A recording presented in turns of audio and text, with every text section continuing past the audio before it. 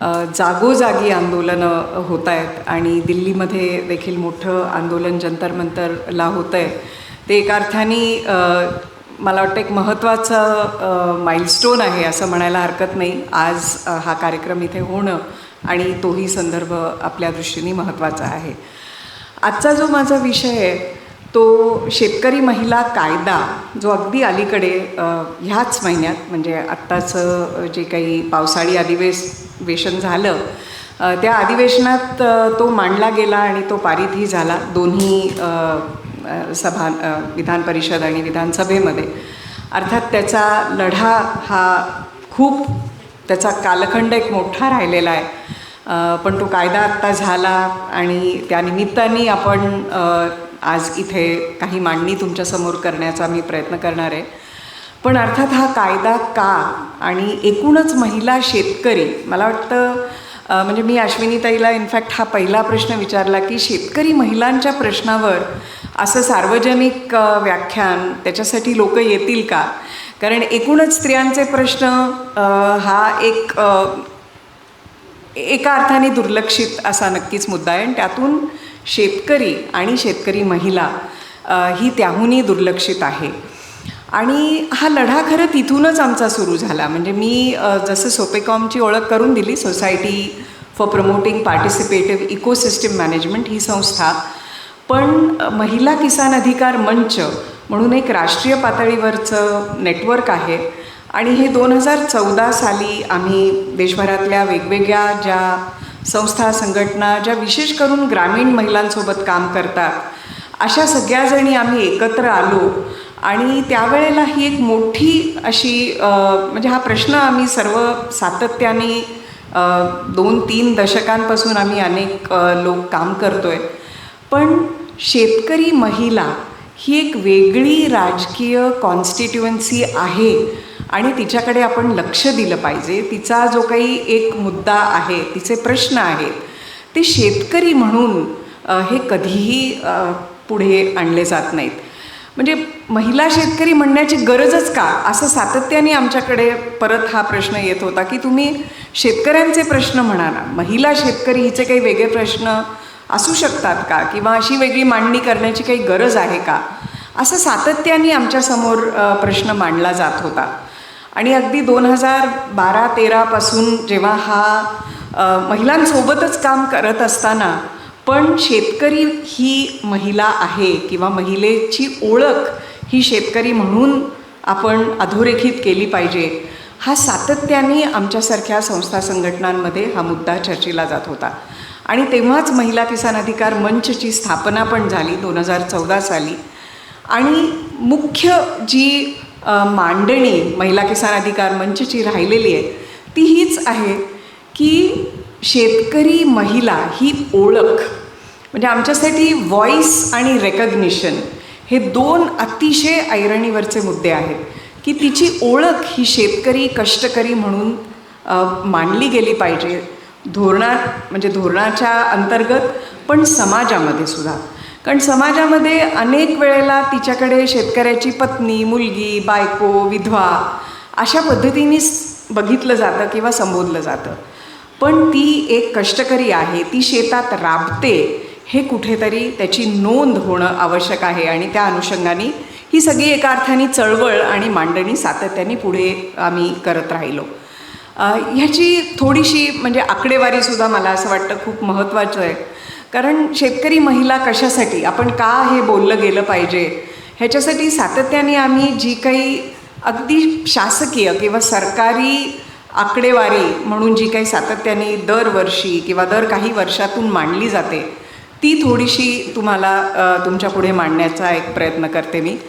पहिलं तर म्हणजे किती जणांना हे माहिती आहे मला माहिती नाही की एकूणच आज भारताची परिस्थिती आणि मग महाराष्ट्राची सुद्धा जर आपण पाहिली तर भारतामध्ये आज जवळजवळ म्हणजे एकूण ग्रामीण स्त्रिया ज्या कामामध्ये आहेत अशी जर आकडेवारी आपण पाहिली तर 100ला जवळजवळ 77 अशा महिला ह्या शेतामध्ये काम करतात. म्हणजे ग्रामीण ह्याच्यामध्ये जवळजवळ राष्ट्रीय पातळीवरची आकडेवारी अशी सांगते की 76 ते 77% ह्या शेतीमध्ये आज कार्यरत आहेत. महाराष्ट्रासाठी आपण विचार करूया. महाराष्ट्र हे शहरीकरण झालेलं राज्य, इथे एकूणच औद्योगिकरण असलेलं राज्य, अशा पद्धतीने महाराष्ट्राची ओळख आहे. पण आजची महाराष्ट्रातली जर आपण आकडेवारी पाहिली तर ग्रामीण महिला ज्या कामगार आहेत, ग्रामीण कामगार महिला, त्यांच्यापैकी जवळजवळ 82% महिला या शेतीमध्ये काम करतात. शेतीमध्ये म्हणजे शेती संलग्न, मग त्याच्यामध्ये शेतमजुरी असेल, मासेमारी असेल, जंगलामध्ये काम करणाऱ्या, शेती स्वतः कसणाऱ्या, अशा विविध प्रकारच्या शेतीच्या कामांमध्ये खूप सक्रिय असा सहभाग हा जवळजवळ 82% महिलांचा आहे ग्रामीण भागामध्ये. पण एकूणच जर महिला कामगारांची संख्या जर आपण पाहिली महाराष्ट्रामध्ये, असं ठीक आहे हे ग्रामीण भागासाठी 82% असेल, पण महाराष्ट्राची आकडेवारी काय, असा परत एक प्रश्न येऊ शकतो. आणि त्याच्यामध्ये असं आपल्याला लक्षात येतं की महाराष्ट्रातल्या एकूण स्त्री कामगारांपैकी जवळजवळ 60% महिला ह्या शेतीमध्ये आहेत. म्हणजे एकूण ह्याची व्याप्ती आपल्या लक्षात येईल की शेतीमध्ये आज सक्रियपणे काम करणाऱ्या महिलांची संख्या, कामगार महिलांची संख्या ही 60%च्या आसपास आहे. पण तरीसुद्धा शेतकरी महिला म्हणून तिची ओळख आजपर्यंत त्याची दखलच घेतली गेली नव्हती. ही आकडेवारी एका बाजूला म्हणजे आपल्याला लक्षात येत आहे की त्यांची सक्रियता किंवा किती मोठ्या प्रमाणात शेतीमध्ये महिलांचा सहभाग आहे महाराष्ट्रामध्ये. आणि दुसरी बाजू आपण बघूया म्हणजे किती कॉन्ट्रडिक्शन्स असतात. तर दुसरा एक आकडा मला तुम्हाला सांगावासा वाटतो आणि तो म्हणजे किती महिलांच्या नावे जमीन आहे. तुमच्यापैकी किती जणांना हा आकडा माहिती आहे मला माहिती नाही, पण एका बाजूला आपण 80% हा आकडा नक्की डोक्यात ठेवा की सक्रिय सहभाग एवढ्या मोठ्या संख्येने ग्रामीण महिलांचा शेतीमध्ये आहे. पण दुसरा जो आकडा आहे तो असं सांगतो की केवळ 15% म्हणजे एकूण जे भूधारक आहेत त्यातल्या केवळ 15% महिला ह्या भूधारक आहेत. आणि मी भूधारक असा आकडा मांडते आहे. म्हणजे तुम्ही लक्षात घ्या की जमिनीची मालकी हा खूप वेगळा मुद्दा आहे. जमिनीची मालकी स्त्रियांची किती आहे अशी आकडेवारी तुम्ही शोधायला गेलात तर आज अशी कोणतीही आकडेवारी सार्वजनिक ह्याच्यामध्ये आपल्याला दस्तावेजामध्ये सापडणार नाही. म्हणजे not in the public domain. म्हणजे केवळ भूधारक, आणि भूधारक कशावरती पाहिलं जातं तर ती दर 5 वर्षांनी एक शेतकीची गणना होत असते, ॲग्रिकल्चर सेन्सस म्हणून. तर त्या दर 5 वर्षातल्या आकडेवारीतून असं लक्षात येतं की महाराष्ट्रासारखं प्रगत राज्य, जिथे हिंदू वारसा हक्क कायदा जो 2005 साली आपल्याला माहिती आहे राष्ट्रीय पातळीवरती मुलींना देखील म्हणजे समान अधिकार मिळाला, सहदायक म्हणून त्यांना अधिकार मिळाला, तो महाराष्ट्रात 10 वर्ष आधीच आणलेला होता. तो बदल 1994मध्ये महाराष्ट्रात आणलेला होता. तरीसुद्धा आज भूधारकतेची आकडेवारी म्हणजे मी ही 2015-16ची आकडेवारी तुम्हाला सांगते आहे, त्याच्यामध्ये केवळ 15% महिला एकूण भूधारकांपैकी भूधारक म्हणून गणल्या गेल्या आहेत. म्हणजे किती विरोधाभास आहे हे आपल्या लक्षात येईल की एका बाजूला कष्ट आहे, मेहनत आहे, सक्रिय सहभाग आहे, पण दुसऱ्या बाजूला संपत्तीत अधिकार नाही. आणि केवळ जमीनच नाही पण इतरही जी साधनं आहेत म्हणजे पशुपालक महिला आहेत, जंगलांमध्ये काम करणाऱ्या महिला आहेत, इतर संसाधनांसोबत काम करणाऱ्या महिला आहेत, मासेमारी करणाऱ्या महिला आहेत, त्या सर्व संसाधनांवरती जर आपण पाहिलं तर आजही महिलांचे अधिकार हे खूप सीमित आहेत. आणि हा सगळा प्रश्न तो कायम दुर्लक्षित राहिला आहे जरी एवढ्या मोठ्या प्रमाणात त्यांचा सहभाग असला तरी. आणि म्हणून आपल्याला महिला शेतकरी हा वेगळा प्रश्न म्हणून मांडण्याची आवश्यकता निर्माण झाली. आणि सगळे शेतकरी समानच आहेत असं जर आपण पाहिलं तर आत्ताच संगीता ताईंनी सांगितलं की आदिवासी क्षेत्रामधल्या शेतकऱ्यांचे प्रश्न खूप वेगळे असतात. म्हणजे आपण महाराष्ट्राचाच जर एक विचार केला तर पश्चिम महाराष्ट्र, विदर्भ, मराठवाडा, उत्तर महाराष्ट्र सगळीकडच्या शेतकरी समूहांचे प्रश्न हे वेगवेगळेच असणार आहेत. मराठवाडा आणि विदर्भासारखा जो भाग आहे तिथे तुम्ही ऐकून असाल, काही प्रमाणात बातम्यांमध्ये पण वाचत आला असाल की विदर्भातून सगळी जिथे कापसाचं उत्पादन होतं, कापूस हे प्रमुख पीक विदर्भातल्या अनेक जिल्ह्यांमध्ये आहे, तिथे शेतकरी आत्महत्यांचं सत्र हे 80च्या दशकापासूनच सुरू आहे. म्हणजे पहिली शेतकरी आत्महत्या जी नोंदवली गेली ती एका बाजूला तेव्हाचा अनडिवायडेड आंध्र प्रदेश आणि महाराष्ट्र, म्हणजे हा सगळा जो कापूस उत्पादनाचा बेल्ट आहे तिथून ती आत्महत्यांची नोंद होत गेली. महाराष्ट्र राज्य म्हणजे किती वाईट खेदाची बाब आहे की कोणत्या ह्याच्यामध्ये महाराष्ट्र अग्रेसर आहे, तर त्याच्यामध्ये शेतकरी आत्महत्या सर्वात मोठ्या संख्येने ह्या महाराष्ट्रात होतात. आणि आजही ती आकडेवारी बदललेली नाही आहे. म्हणजे 1995 ते आत्ता अगदी अलीकडची 2022पर्यंत जे नॅशनल क्राईम रेकॉर्ड्स ब्युरो म्हणून दरवर्षी ती आकडेवारी निघते, काही काळ ती बंदही केली, पण 2022पर्यंतची जी आकडेवारी आहे 95 ते 2022, तर त्याच्यामध्ये एकूण भारतात 3.5 लाख शेतकऱ्यांनी आपला जीव गमावलेला आहे. महाराष्ट्रासाठी म्हणजे जवळजवळ 20% ही महाराष्ट्रातली आकडेवारी आहे, तर अलीकडच्या काळात तर ती 20%हून 30%पर्यंत गेलेली आहे. आज ही आकडेवारी जी आपल्या डोळ्यासमोर आहे आणि ही अंडर रिपोर्टेडच आहे. पी साईनाथ हे सातत्याने अधोरेखित करतात की अंडर रिपोर्टिंगच आहे आणि त्याच्यामध्ये आज 95,000पेक्षा जास्त, जवळजवळ 1 लाखाच्या आसपास अशा शेतकरी आत्महत्या ह्या महाराष्ट्रात आहेत. आता ह्याचाही विरोधाभास मला तुम्हाला सांगावासा वाटतो, कारण हा शेतकरी महिलांच्या प्रश्नाशी खूप जवळून जोडलेला आहे. म्हणजे एका बाजूला ह्या 1 लाखाच्या आसपास ज्या महाराष्ट्रात आपण गृहीत धरूया की शेतकरी आत्महत्या आहेत, तर तेवढ्याच महिला ह्या मागे राहून आपलं कुटुंब आणि शेती सांभाळत आहेत, खूप भक्कमपणाने सांभाळत आहेत आणि त्यांना केवळ विधवा म्हणून संबोधलं जातं. म्हणजे त्या शेतकरी आहेत आणि त्या अधिकाराने त्यांना काही त्यांच्यासाठी विशेष कार्यक्रम किंवा विशेष दखल घेऊन काही कार्यक्रम आखले गेले पाहिजेत, हे ना समाजात त्याला मान्यता मिळाली ना सरकारच्या धोरणामध्ये. म्हणजे तेवढ्याच संख्येने महिला आज मागे राहून खंबीरपणे कुटुंब सांभाळत आहेत.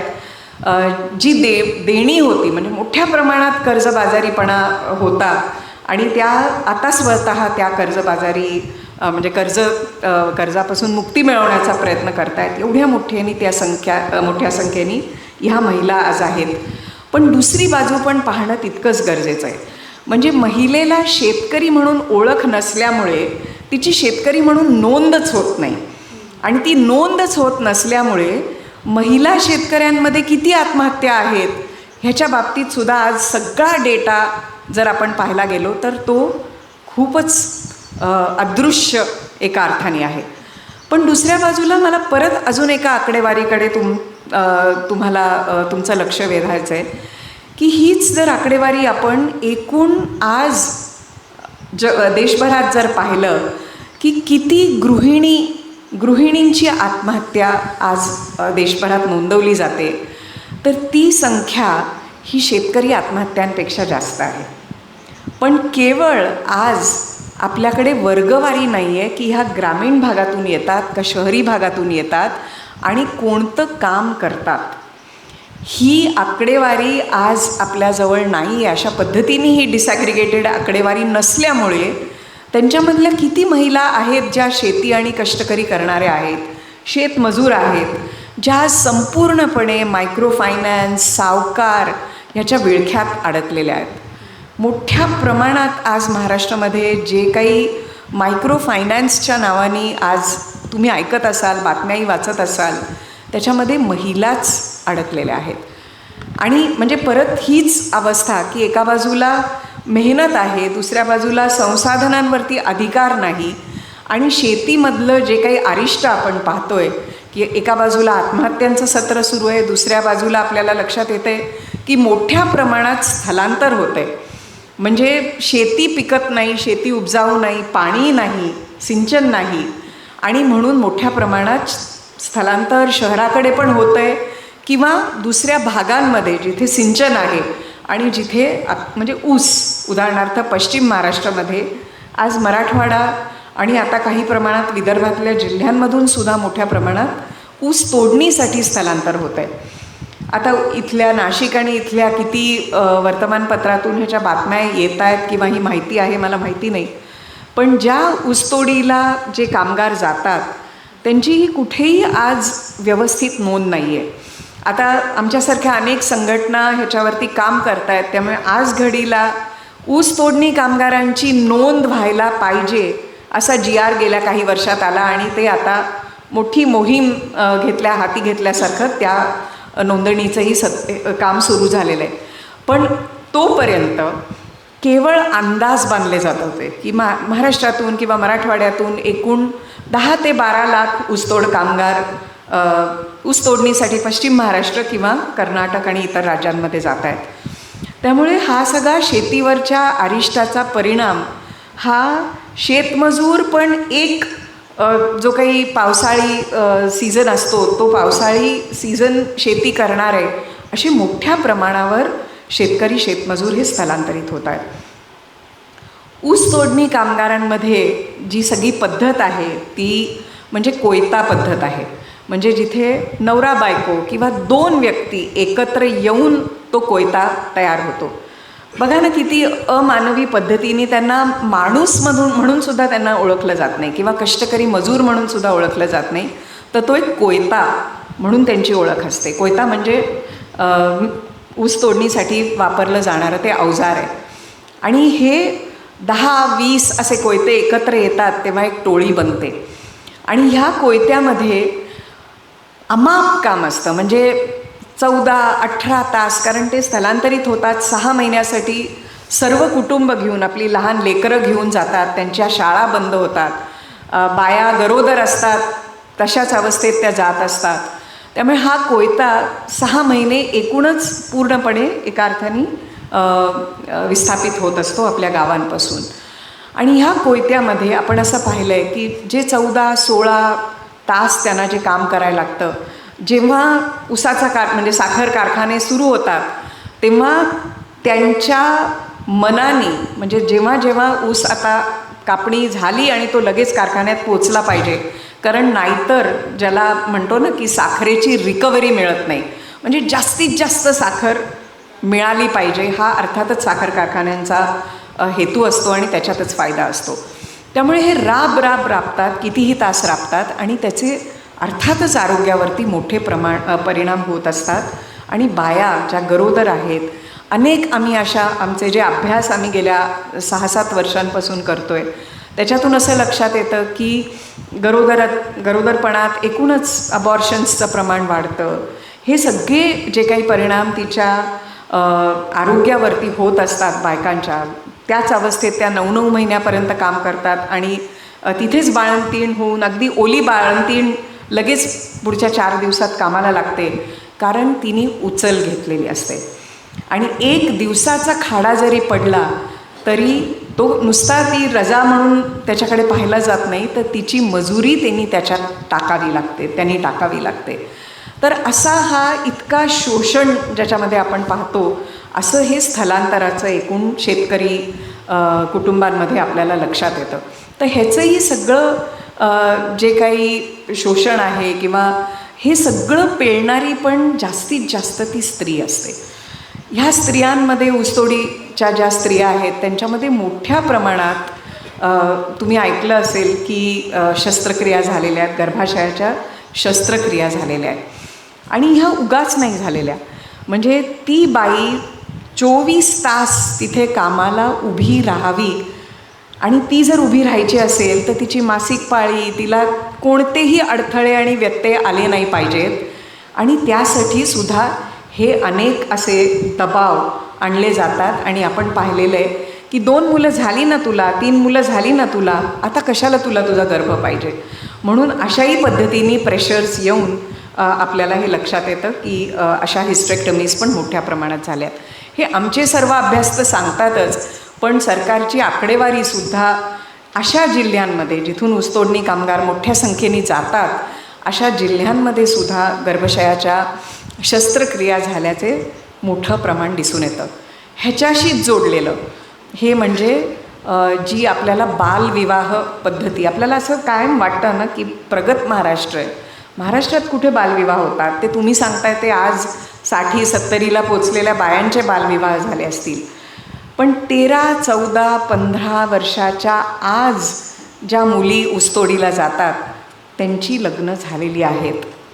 आणि हे म्हणजे केवळ की ही पुरुषप्रधान संस्कृती आणि म्हणून बालविवाह एवढं सोपं नाही आहे ते. तर ह्याच्यामध्ये हा सगळा जो मी आत्ता सांगते आहे की एका बाजूने पुरुषप्रधान संस्कृतीचा एक मोठा रेटा आहेच एका बाजूला, पण काम म्हणजे हे सगळं जे ऊसतोडीचं काम आहे त्याचं एकूणच जर आपण पाहिलं की ते कशा पद्धतीने त्याची रचना आहे आणि त्याच्यामध्ये तुम्हाला कोयते लागतात आणि कामगार लागतात. कोयते लागतात म्हणजे कामगार लागतात आणि म्हणूनच जेवढ्या लवकर लग्न होतील तेवढ्या लवकर तो कोयता तयार होतो. कारण एवढं मेहनतीचं काम आहे की 35 ते 40व्या वर्षापर्यंत आम्ही असं पाहिलं आहे की ती बाई जवळजवळ आता माझ्याच्याने काम होत नाही आणि म्हणून तिच्या तरुण मुलींना पण त्या कामामध्ये ओढत असते. आणि त्यामुळे असे अनेक आम्ही प्रसंग पाहिलेले आहेत की जिथे उसाच्या फळावरच लग्न लावली जातात आणि त्याला म्हणतात गेट केन मॅरेज. गेट केन म्हणजे साखर कारखान्याच्या दारात लावलेला किंवा केलेला विवाह, म्हणून गेट केन मॅरेज ह्या नावाने ते प्रसिद्ध झालं. पण त्याचा अर्थ असाच की ऊसतोडीला जाण्यापूर्वी लगेच लग्न लावणं किंवा फळावरच लग्न लावणं. तर हे एकूणच आपण जे चित्र पाहतो आहे की एका बाजूला आत्महत्या, दुसऱ्या बाजूला स्थलांतर, ह्या सगळ्याचे परिणाम एका अर्थाने ती बाई भोगत असते. पण तरीसुद्धा तिला शेतकरी म्हणून तिच्याकडे पाहिलं जात नाही. आणि शेतकरी म्हणून जर तिच्याकडे पाहिलं, शेतकरी कष्टकरी म्हणून जर तिच्याकडे पाहिलं तर आज खूप वेगळ्या दृष्टीने आपण आपले म्हणजे जे काही कार्यक्रम असतील, सरकारी योजना असतील, धोरणं असतील, पण एकूण समाजाचा सुद्धा तिच्याकडे पाहण्याचा दृष्टिकोन हा बदलू शकतो. म्हणजे हे प्रश्न कायदा येण्यापूर्वी मला असं वाटतं की हे प्रश्न समजून घेणं पण तेवढंच महत्त्वाचं होतं की हा कायदा असाच नाही आहेत. तर हे सातत्याने अशा भूमिकेतून हे प्रश्न मांडल्यामुळे आणि तो रेटा असल्यामुळे आज 2026मध्ये कुठेतरी आज तो कायदा आपल्याला दिसतोय. कुठेतरी सरकार आणि समाजामध्ये असं लक्षात येतं आहे की हां, शेतकरी महिला ह्या मेहनत करून आज एकूणच आपल्या पूर्ण आर्थिक जे काही सगळा डोलारा आहे त्याला कुठेतरी मोठ्या प्रमाणात त्या कॉन्ट्रीब्यूट करत आहेत. म्हणजे सगळं GDP आणि सगळी इकॉनॉमिक ग्रोथची आपण जी काही भाषा करतो त्याच्यामध्ये जर महिलांचं योगदान आणि सगळं बिनमोलाचं योगदान जर आपण काढून टाकलं तर ते GDPची आकडेवारी काय असेल ह्याचा आपण विचार करू शकतो. त्यामुळे ह्यांची कुठेतरी गणना होणं आणि त्यांच्यासाठी सकारात्मक अशी धोरणं, कायदे आणणं, ह्याच्यासाठी हा लढा गेले अनेक वर्षांपासून सुरू आहे. आणि आज कुठेतरी आपण असं पाहतोय की एक व्यापक असा कायदा आज महाराष्ट्र सरकारने आणलेला आहे. पण अर्थात त्याची वाटचाल ही मोठी राहिलेली आहे. आणि त्याची एक थोडीशी मी तुम्हाला ही सुरुवात कशी झाली, या कायद्याची एकूणच चर्चा कशी आणि का झाली याच्याविषयीची एक पार्श्वभूमी मी थोडक्यात मांडली तुमच्यासमोर. एकूणच प्रश्न, त्याची व्यापकता, आज जे काही शेती आणि शेतीची एकूणच आपण सगळं जे पाहतो आहे की शेतीच्या योजना किंवा शेतीची धोरणं हे एका विशिष्ट अंगाने त्याच्याकडे पाहिलं जातं. म्हणजे तुमच्या मालकीची जमीन असेल तर तुम्हाला शेतीची योजना, तर तुम्हाला कर्ज भेटतील. म्हणजे सगळंच एकूण जे आर्किटेक्चर आहे ना, जे शेतीचं आहे ते सगळं जमिनीच्या मालकीशी जोडलेलं आहे. तुम्हाला सिंचन मिळेल जर तुमच्याकडे जमीन असेल. तुम्हाला कर्ज, बँकेचं कर्ज कुणाला मिळतं? ज्यांच्याकडे काहीतरी तारण आहे, काहीतरी कोलॅटरल आहे. तर बाईच्या नावाने तिचं शरीर आणि तिचे कष्ट ह्याच्या पलीकडे कोणतंही तारण किंवा कोणतंही कोलॅटरल नाही आहे. आणि ते कुठेतरी लक्षात आणून देणं, ते कुठेतरी सरकार दरबारी समाजामध्ये सातत्याने मांडणं हे अतिशय महत्त्वाचं आहे. आज तुम्हाला आम्ही कर्ज देऊ शकत नाही म्हणून आज म्हणजे कर्जाच्या बाबतीतली सुद्धा जर आकडेवारी पाहिली तर सगळी कर्ज आपलं खूप बचत गटाचं मोठं जाळं झालं आहे असं आपल्याला खूप असं जाणवून दिलं जातं की अरे महिलांचे बचत गट म्हणलं की महिला, मग त्यांच्यासाठी ड्रोन दीदी आहे, लखपती दीदी आहे, या सगळ्या योजनांचा आम्ही जो काही अभ्यास आम्ही जे केलेले आहेत त्याच्यामधून असं लक्षात येतं की ती लखपती झालेलीच नाही आहे.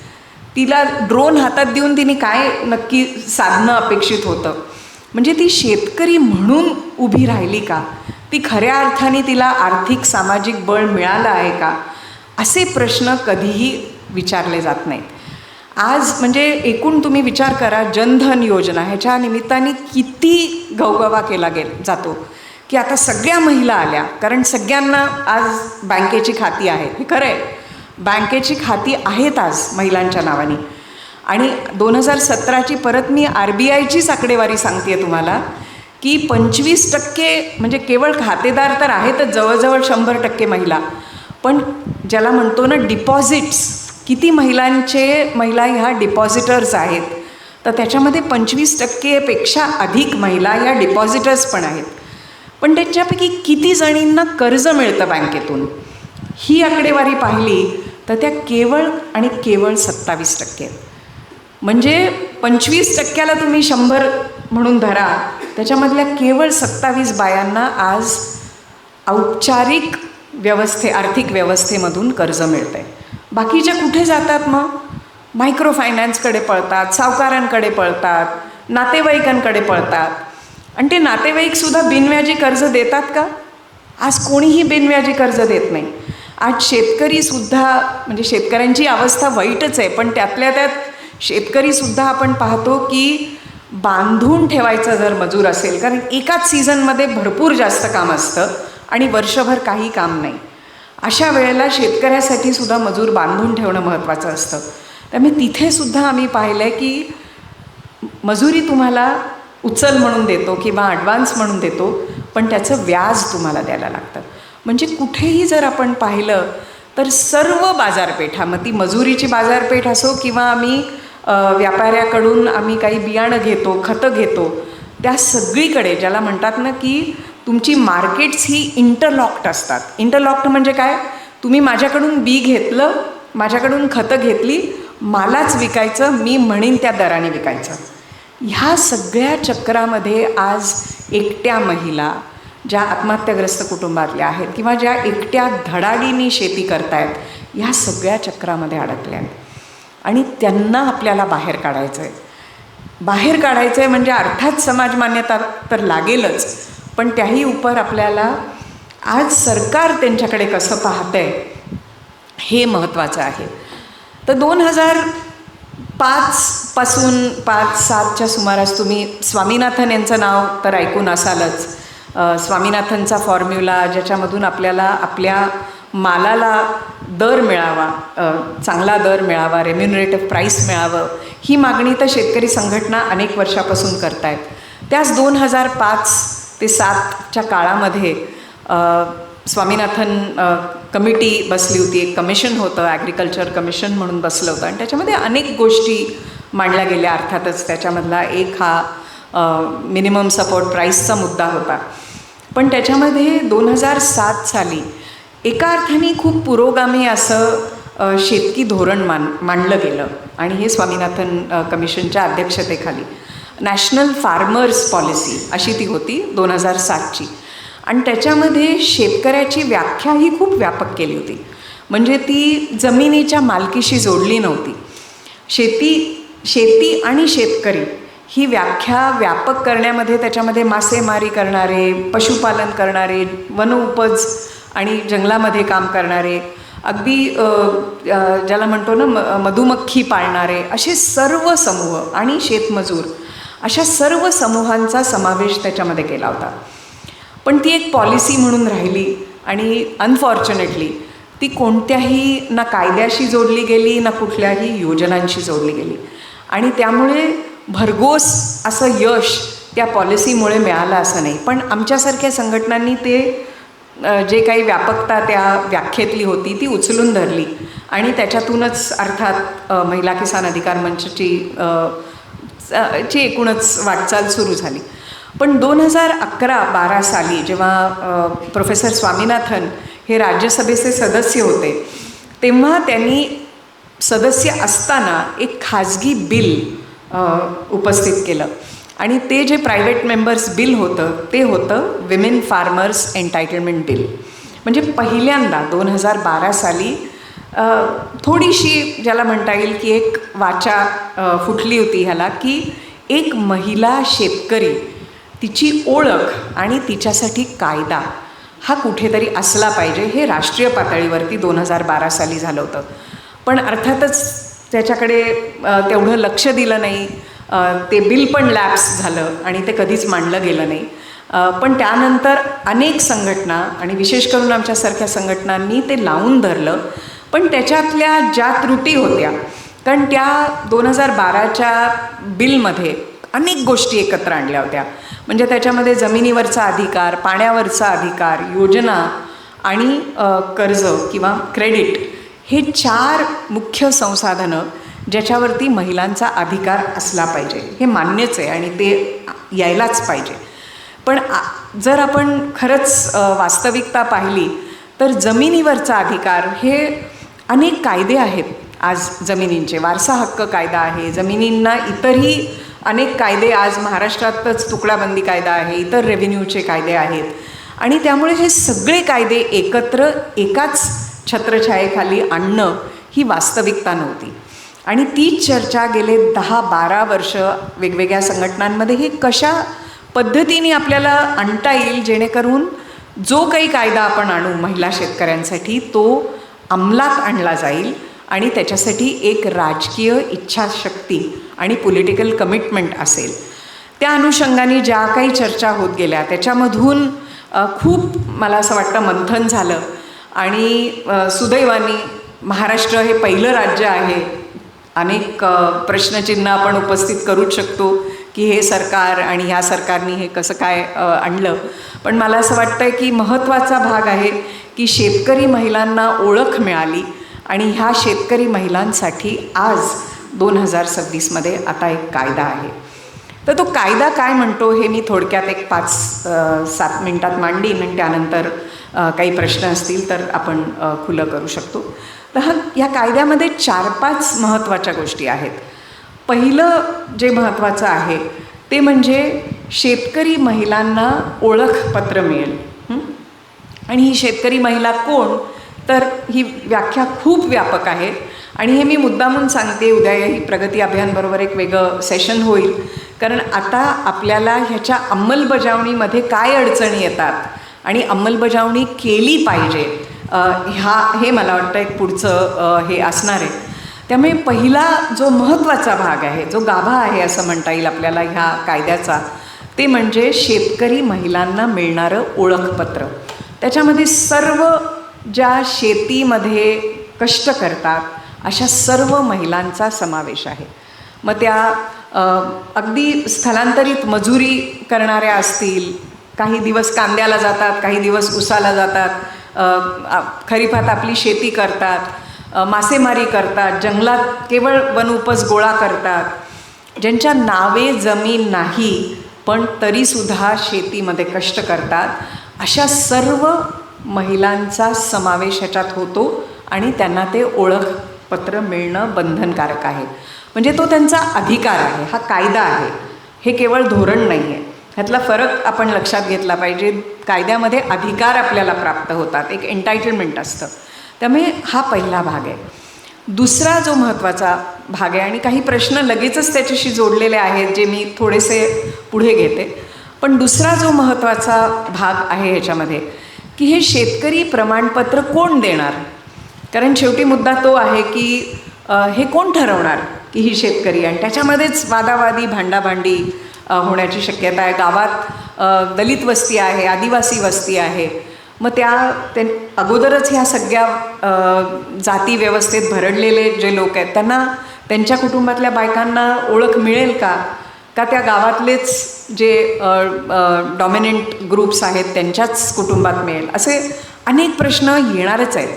कायद्यामध्ये अर्थातच सर्वांना समान अशा पद्धतीने जरी उल्लेख केलेला असला तरी वास्तविक म्हणजे खऱ्या अर्थाने कशा पद्धतीने त्याची अंमलबजावणी होणार आहे हे महत्त्वाचंच ठरणार आहे.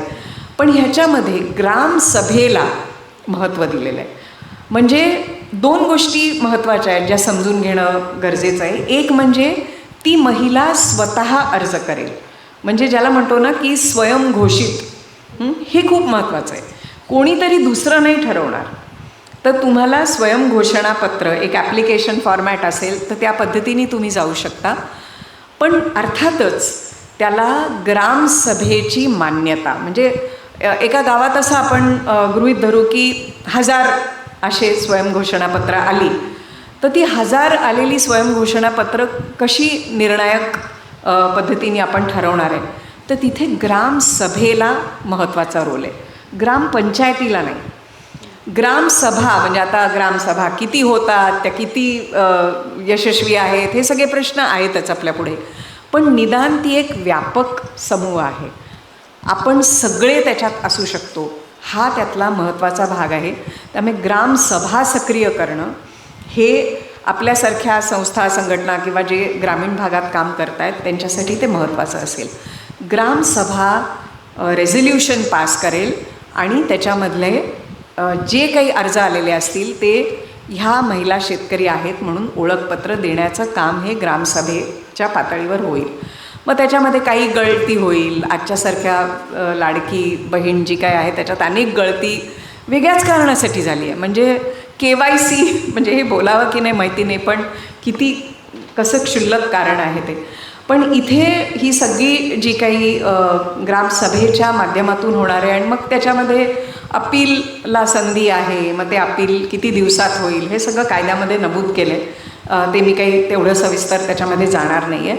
पण ग्रामसभा आणि स्वयंघोषणा आपल्या दृष्टीने हे 2 महत्त्वाच्या गोष्टी आहेत, ज्याच्यामध्ये आपण असं म्हणू शकतो की कम्युनिटीचं इन्व्हॉल्वमेंट हे महत्त्वाचं आहे आणि त्यामुळे आपल्याला त्याचा खूप जास्त उपयोग करून घेता येणार आहे.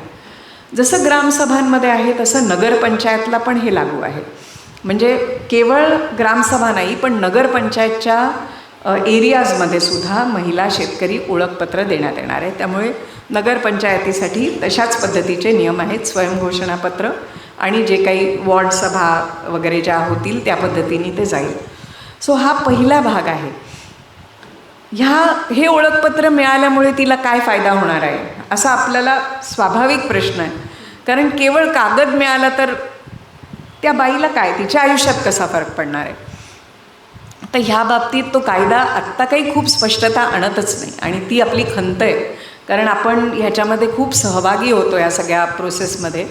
आणि अर्थात ओळखपत्राशी थेट योजना आणि काही अधिकार हे जोडले जावेत ही अर्थात महत्त्वाची मागणी आहे आणि ती राहीलच.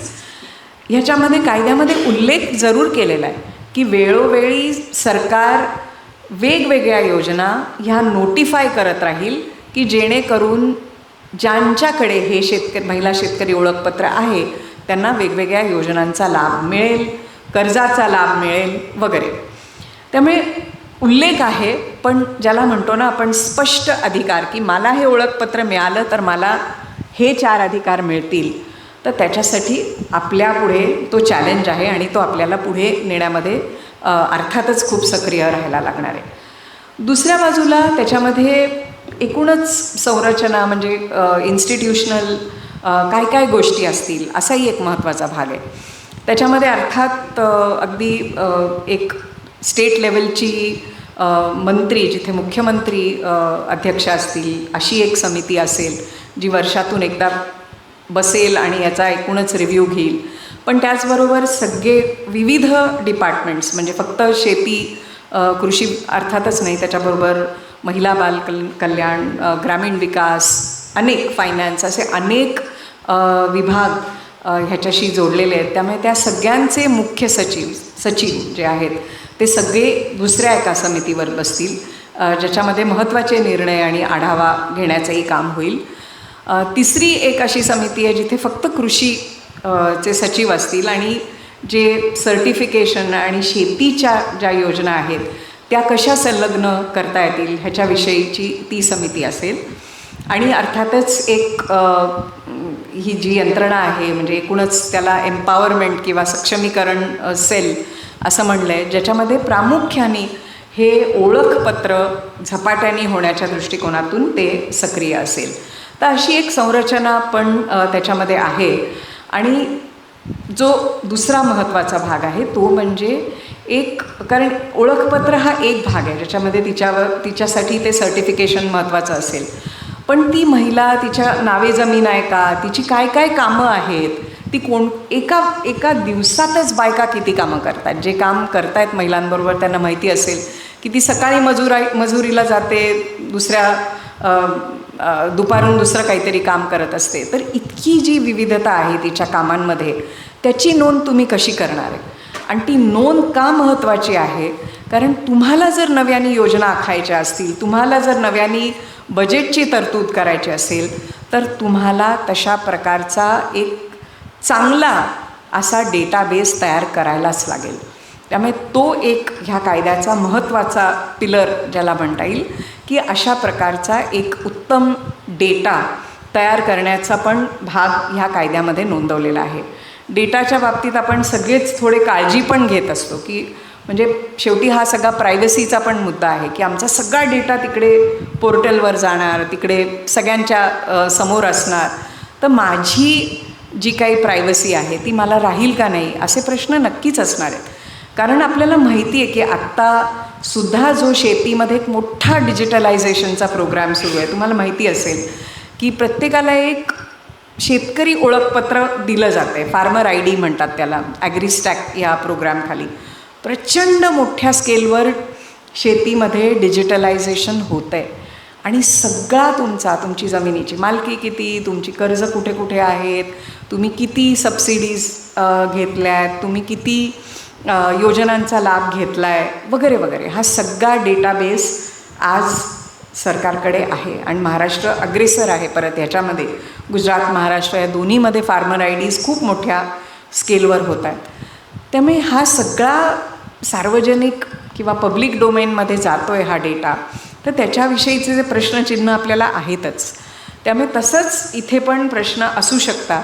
त्यामुळे त्याची सुरक्षितता हा देखील आपल्यासाठी एक मोठं चॅलेंज असणार आहे की हे सगळे एका बाजूला खूप महत्त्वाचा कायदा आहे, खूप महत्त्वाचं पाऊल आहे आणि शेतकरी महिलांना एक चांगली संधी इथे उपलब्ध झालेली आहे.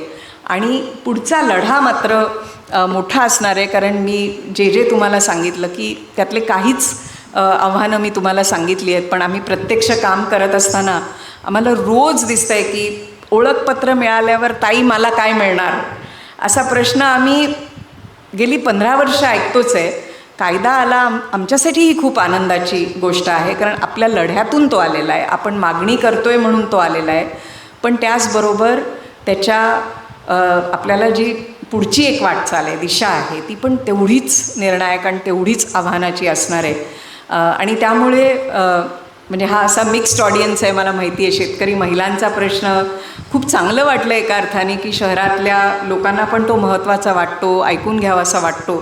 आणि त्यामुळे शहरातून सुद्धा कशा प्रकारचं ह्या सगळ्या चळवळीला पुढे कॉन्ट्रीब्युशन राहील, मला वाटतं तोही एक आमच्यासाठी पण एक मोठं पुढचं चॅलेंज पण राहणार आहे. पण सतत तुमच्यापर्यंत पोचण्यासाठी सुद्धा आम्हाला वेगळे प्रयत्न करायला लागणार आहेत, कारण विद्यार्थी आहे, तरुण वर्ग आहे, जो एका अर्थाने शेतीपासून नातं पण तुटत चाललेलं आहे, कारण त्याच्यातून काही मिळतच नाही, ही खरी गोष्ट आहे. आज सरकार काहीही मोठ्या बजेटची तरतूद जर आपण पाहिली तर स्टेट लेवलला सुद्धा 5% एकूण बजेटपैकी 4 ते 5% हे शेतीसाठी जातात. महिलांचं बजेट जे त्यातलं आहे ते म्हणजे शेतीला मिळणाऱ्या बजेटपैकी 3% आहे. म्हणजे 40,000 कोटी आज गेल्या वर्षीचं महाराष्ट्राचं बजेट होतं, त्यातलं 1200 कोटी हे केवळ gender budget statement for agriculture म्हणून जे काही एक विवरणपत्र निघतं त्याच्यात फक्त 1100-1200 कोटी आहे. मग तुम्ही जेव्हा एवढा मोठा कायदा मांडता तेव्हा तुम्ही ते निदान 3 ते 4 पट तरी वाढवायला लागेल, तरच आपल्याला या कागदातून आणि ओळखपत्रातून खऱ्या अर्थाने महिलांचं सक्षमीकरण, हा शब्द आम्हाला आवडत नाही, महिलांचे अधिकार हे जास्त सुस्पष्ट होतील आणि त्यांना खऱ्या अर्थाने त्या सशक्त होतील असं म्हणायला हरकत नाही. तुमचे प्रश्न असतील तर जरूर ऐकायला आवडतील. एवढं बोलून मी थांबते.